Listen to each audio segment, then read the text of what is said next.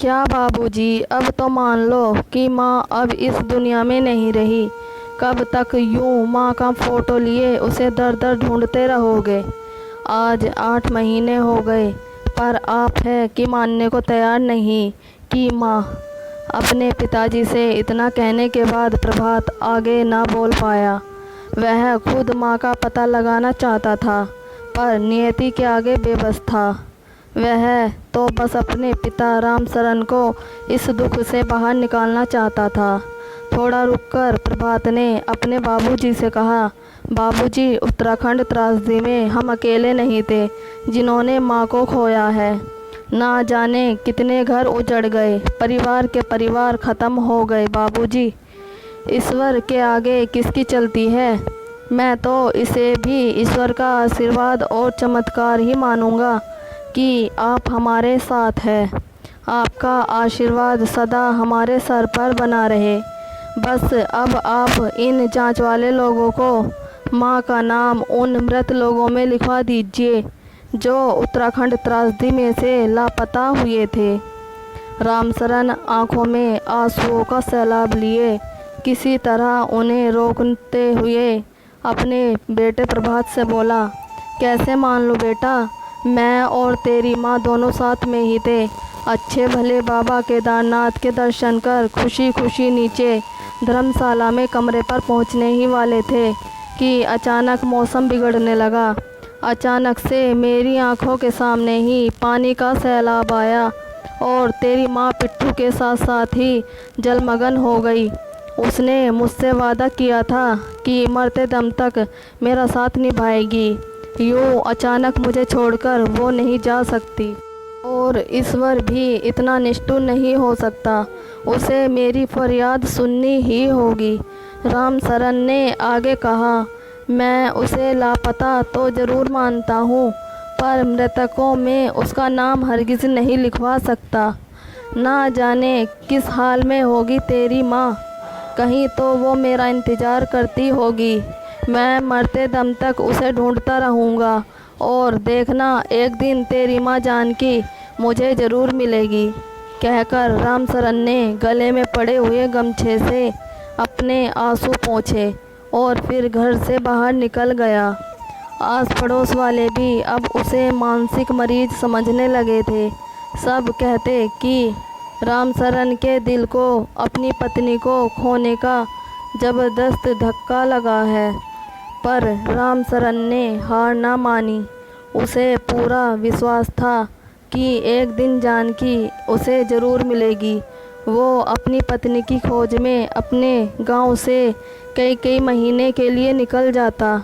आपदा के बाद फिर से बसे हुए गांवों में जाकर वहां के लोगों को अपनी पत्नी की फ़ोटो दिखाता और पूछता कि क्या किसी ने उसकी पत्नी जैसी किसी औरत को देखा है।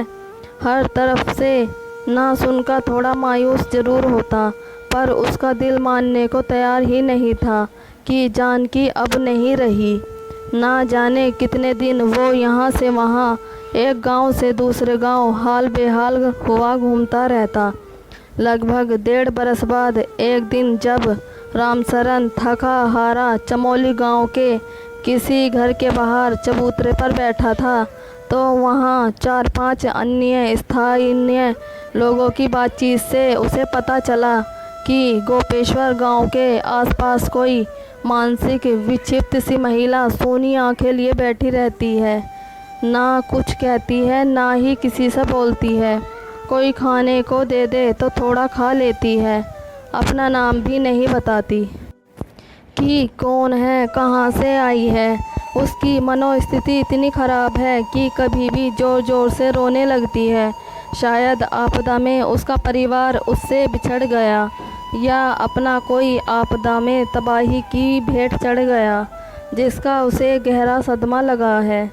इतना सुनकर रामसरन को कुछ आशा की नज़र आई।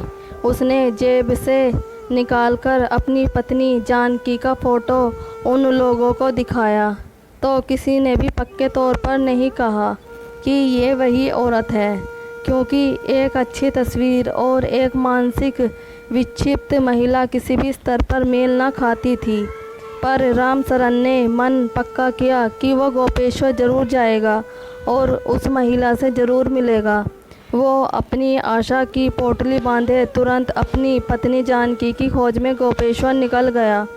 गोपेश्वर पहुंचकर उसने लोगों से उस मानसिक विक्षिप्त महिला के बारे में पूछा तो किसी ने उसे बताया कि वो सामने एक पत्थर पर बैठी हुई महिला वही है। जब रामचरण उस महिला के पास पहुंचा तो वो महिला बिल्कुल गुमसुम हुए शून्य में ताक रही थी। पहली बार में तो रामचरण को भी वही महिला अपनी जानकी सी न लगी, पर वो महिला जो अभी कुछ देर पहले बिल्कुल शांत गुमसुम बैठी थी, रामचरण को देखकर जोर जोर से रोने लगी। उधर रामचरण ने महिला के हाथ पर वही गहरा कटा निशान देखा जो पशुओं का चारा काटते समय एक बार उसकी पत्नी जानकी के हाथ पर लगा था। रामचरण को अपनी आंखों पर विश्वास न हुआ।